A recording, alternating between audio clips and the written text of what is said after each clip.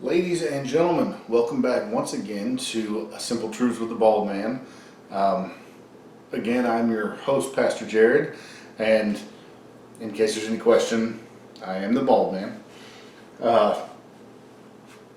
So this time, last week I talked to you about some science stuff, and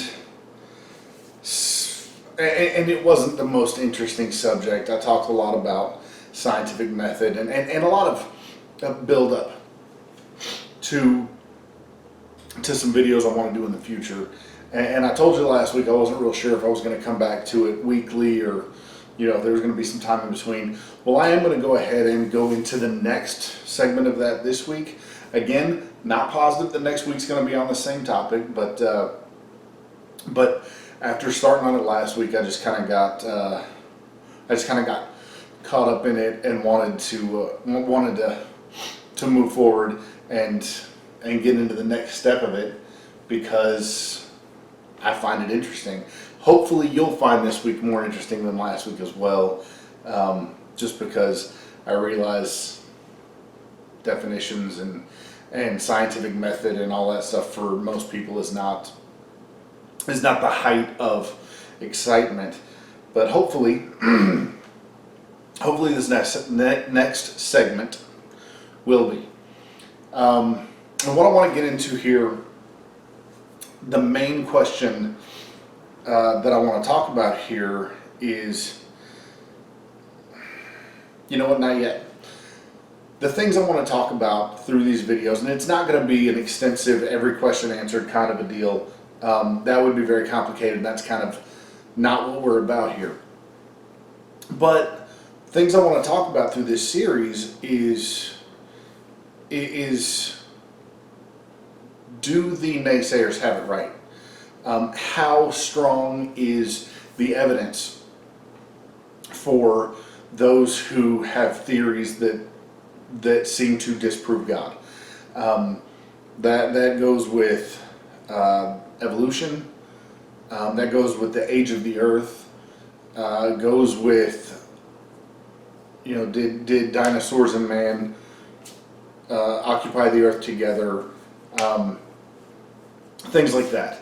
So in this particular video, what I want to talk about is that last one. Science, the most accepted consensus in science is that dinosaurs and man never walked the earth together, and that there was about 64 to 66 million years ago, dinosaurs went extinct. That's how far back the dinosaur record ends. And then man didn't show up until between 6 and 12 million years ago. And that just depends on where you're looking, but that's pretty well the bookend time frames is between 6 and 12 million years ago before the earliest man showed up. Now, obviously, these are time frames and stuff taken through the lens of evolution and what they believe was the earliest man, and so on and so forth, which creation, if it's true, really just goes to screw up that time frame even more. But that's not what I want to get into in this video. What I want to get into is science says that there is, let's just go with the 12 million years ago for man first showing up, and 66 million years ago for the dinosaurs going extinct. So we're talking 54 million years between the end of the dinosaurs and the beginning of man. This is not like they might have passed in the alley on the way in. This is a significant gap that says that the two could not have known about each other. Moving on further from there, the earliest discovery of dinosaur fossils is 1676. So very, very modern. And even in 1676, the scientists that discovered the dinosaur bones didn't know what he had. He actually initially thought that he had bones from a giant human.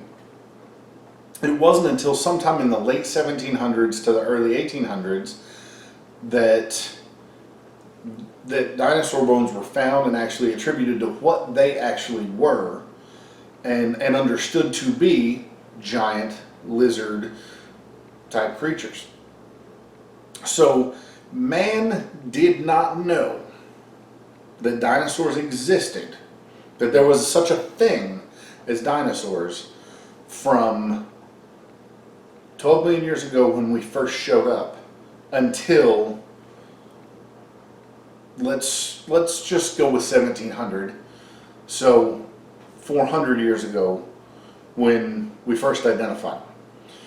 So in that 12 million years, man had no idea that dinosaurs existed, were anywhere, any of that. Here's the problem with that. There are really quite extensive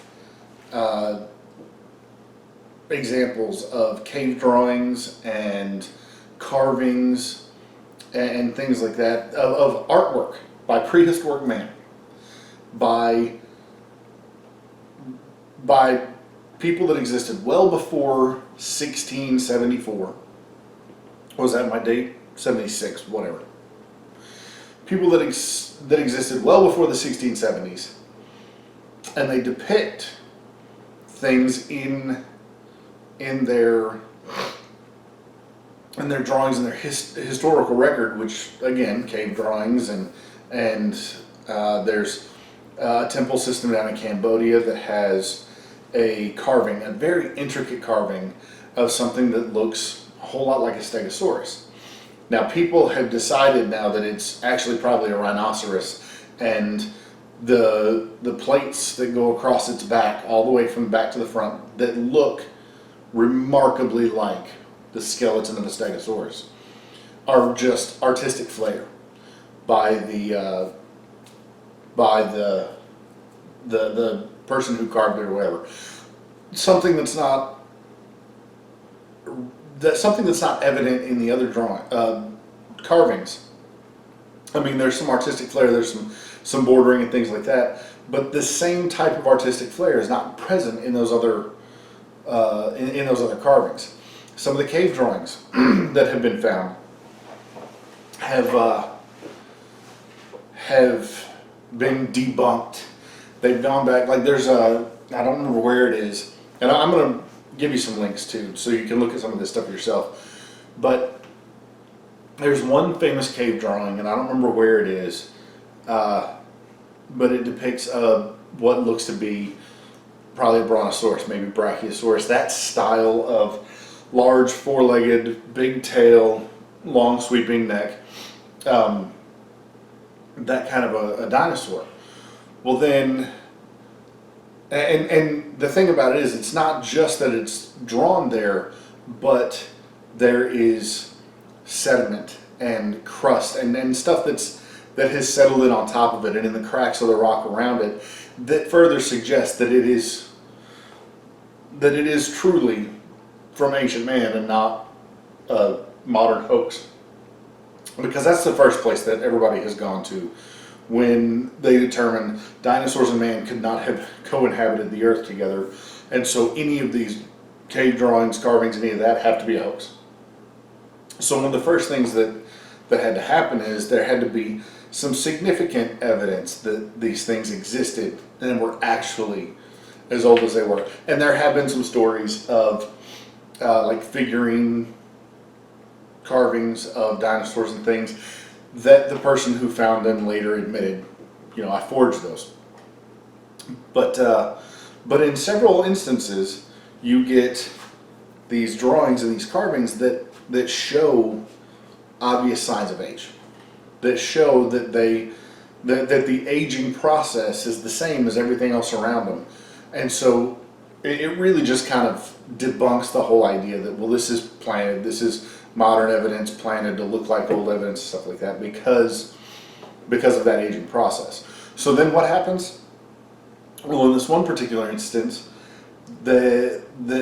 somebody has gone in and looked at this brontosaurus, and they've decided, well, no, if you look a little closer here, then this looks like it might be some of these animals. And if you look a little closer there, this looks like it might be some of those animals, and this might be a hunter.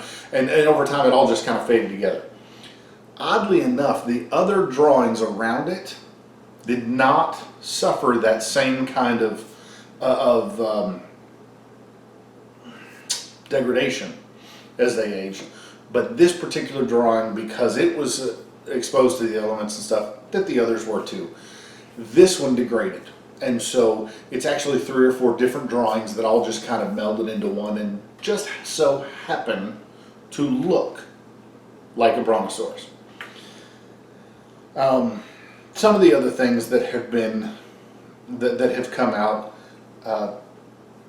like some of the cave drawings depict dinosaurs with textured skin, and it has specific texturing painted into the skin so that you can see what the flesh of that animal looked like. And some of them look a little ridiculous. You know, we have this idea of dinosaurs being lizards and having these scales and things like that. And when we think of scales, we tend to think of like a snake, and so you've got a very a pretty regular pattern of scales, and they're more rectangular in nature than anything else. And so that's kind of where the mind tends to go. Well, these things are drawn with a bunch of circular patterns on them and things like that, and some of them with wild colors, and they just don't look like what we believe that the dinosaurs looked like, the skin that they had. Well, then lo and behold, there's discoveries made of fossilized dinosaur skin. Sorry, words are hard sometimes. Fossilized dinosaur skin. And wouldn't you know it, we see this fossilized dinosaur skin, and what we see is circular patterns. Pardon me.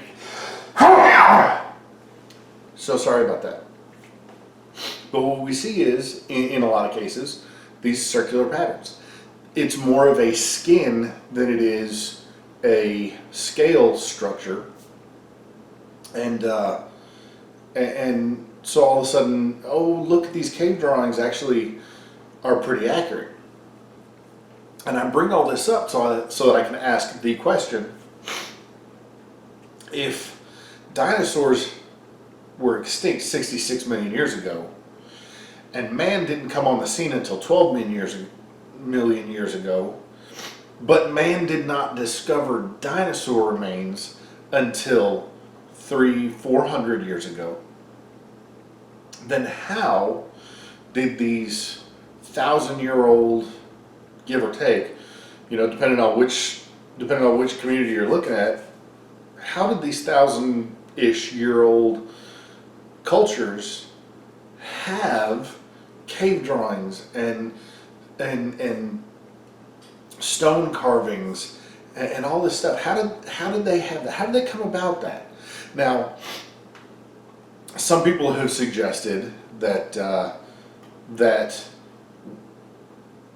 there were ancient archaeologists, that they just came across these fossilized bones and such, and that's how they determined what they would look like. Well, first of all, we in modern times are still figuring out that we've got it wrong in some cases about how the dinosaurs looked.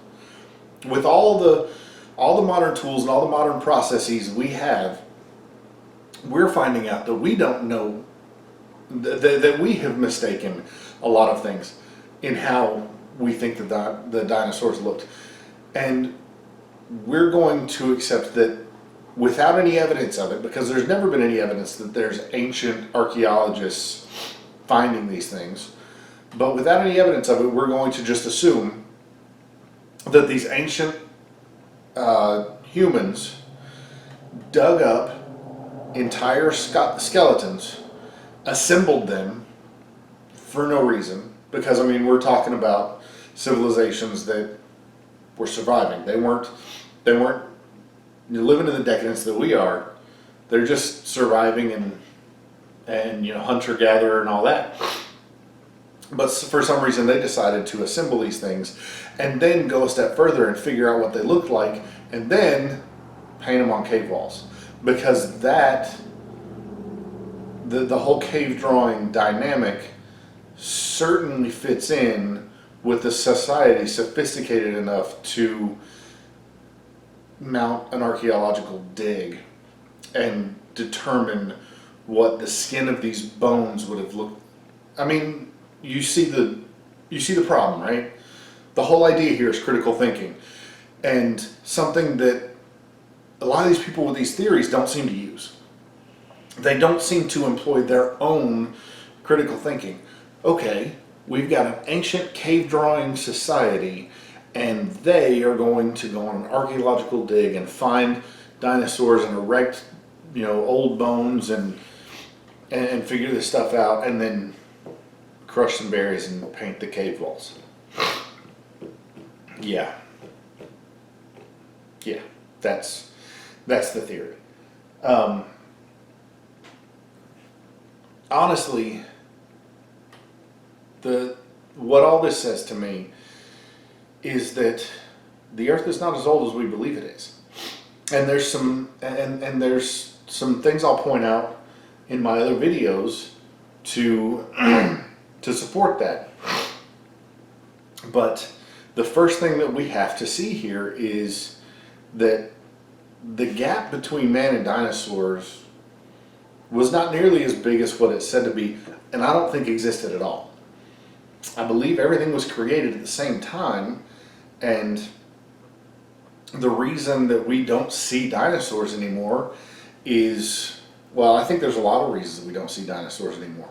Number one, look at the story of creation. Look how long things lived at creation, okay?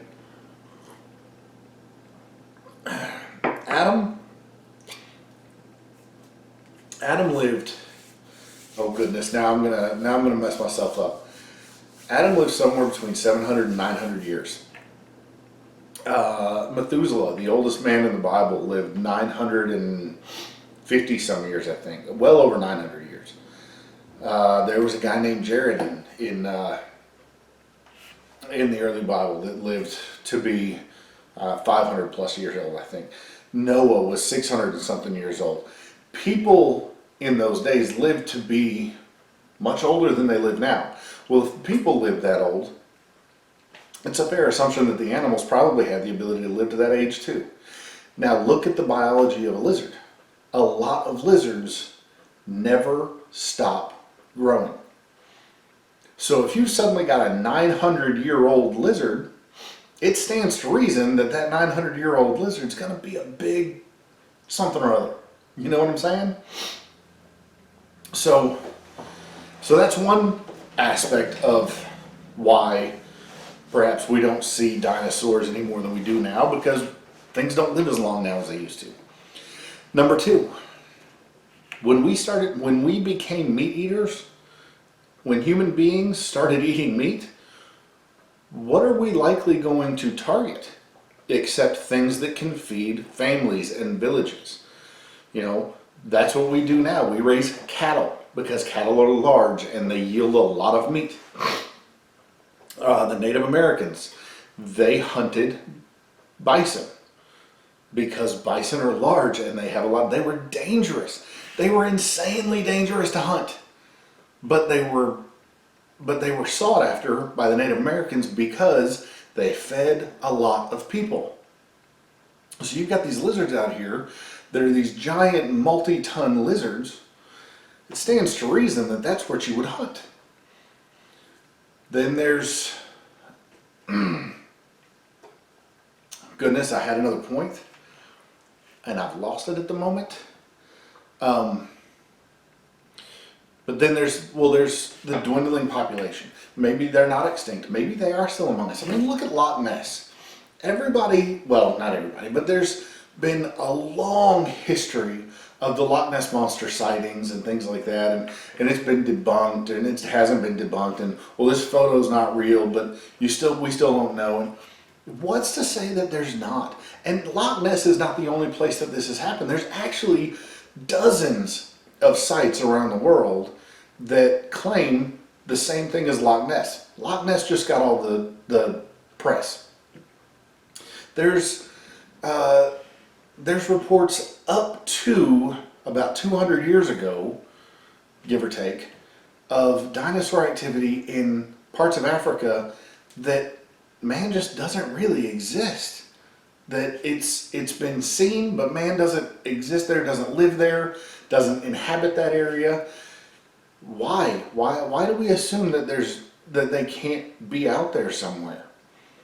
You know, just because we don't see them, there's reports of dinosaur type activity in tons of places, in some places that would surprise you. Inside the United States, there's places that claim flying dinosaur activity.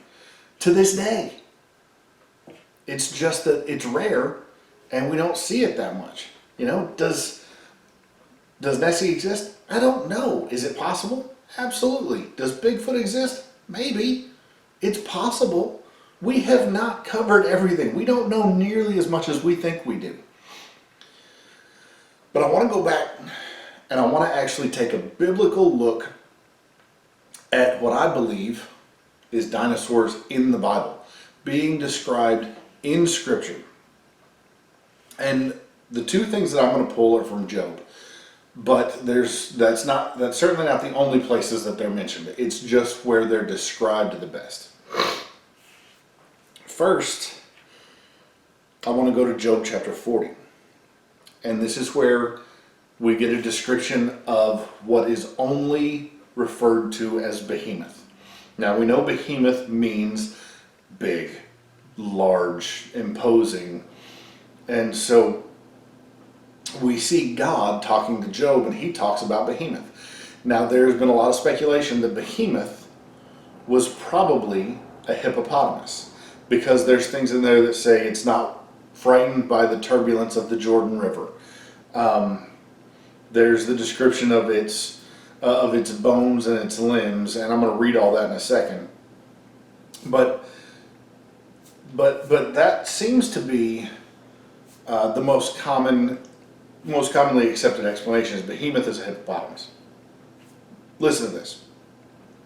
Job chapter 40, verses 15 through 19. Pardon me. God says, "Take a look at behemoth, which I made, just as I made you. It eats grass like an ox. See its powerful loins and the muscles of its belly. Its tail is as strong as a cedar.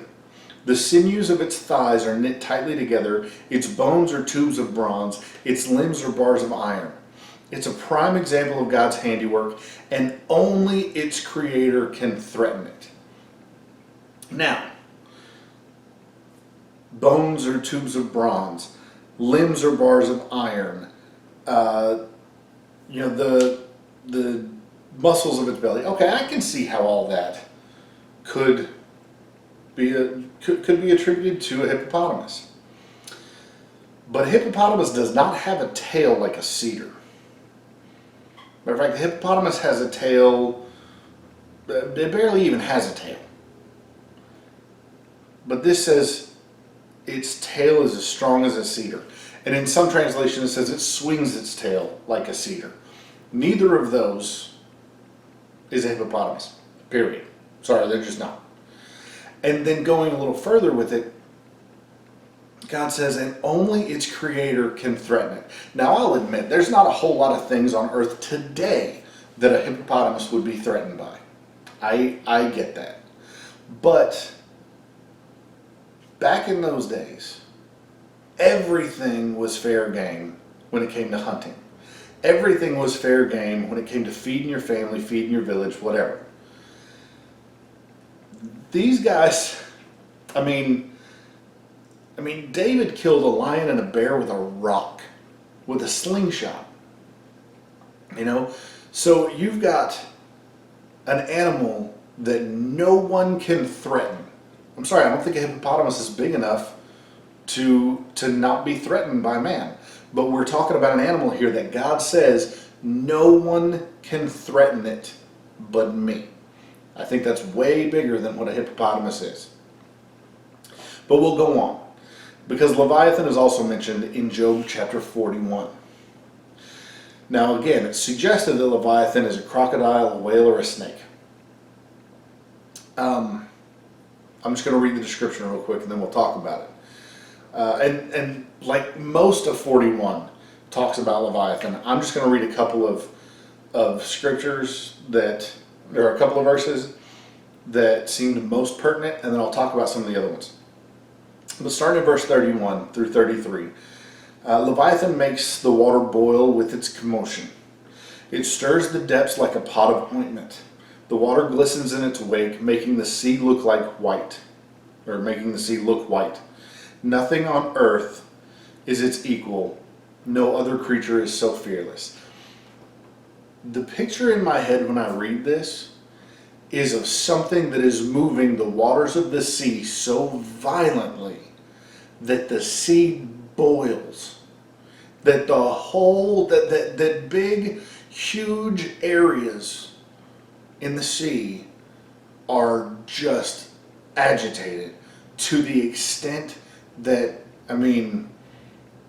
that it looks white, that this water turns white in a large area. I don't think you or I have seen the animal that can do that. I think this is a large animal. Is it serpent-like? I think it probably is. I think that's a very good possibility. But I don't think it's like a serpent that we've ever seen. I don't think it's a whale, because whales don't do that.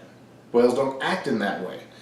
I don't think that it is crocodile, because crocodiles really don't act that way anyway. Now there is the aspect of the death roll, and that could be something that creates that. But the scale, this is God talking.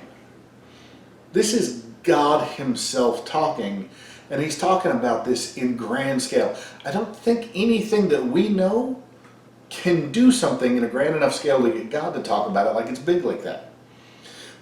Furthermore, part of the description in some of the verses, God says, would you tie its jaw? Would you be able to tie its tongue with a rope?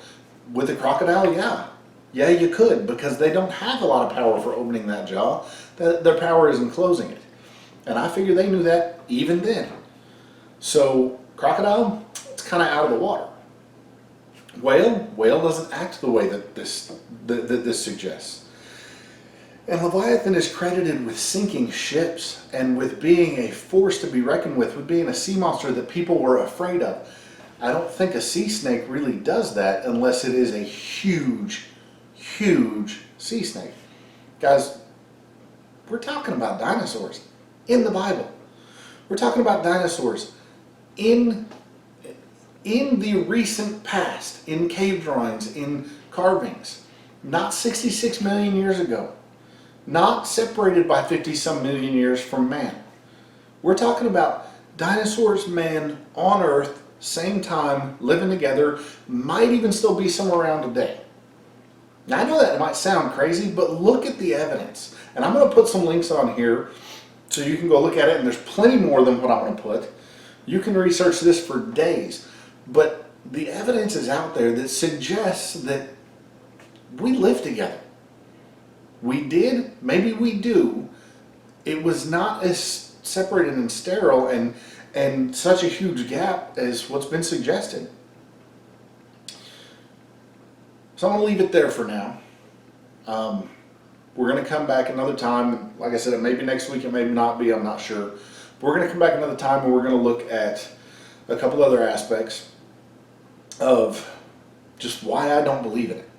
Why I don't believe in an old Earth scenario. And hopefully, hopefully you're enjoying it, whether you buy into it or not. Hopefully you're enjoying it. Hopefully we're making you think. I do absolutely encourage you to question what I say. Don't just take what I'm saying as the gospel. Question it. Look into it for yourself. But understand that science is not always the final word. Science it's not always right. That's the point that I really want to get to here, is that there's so many who want to use science to disprove God, and the sciences that they have that they use to try to disprove God are not proven. They're not, I don't like that word, but they don't hold up to absolute truth. There's not enough concrete evidence there to make them absolute truth. And there's a whole lot of room for error. There's a whole lot of room for question. That's what I want to get through to you.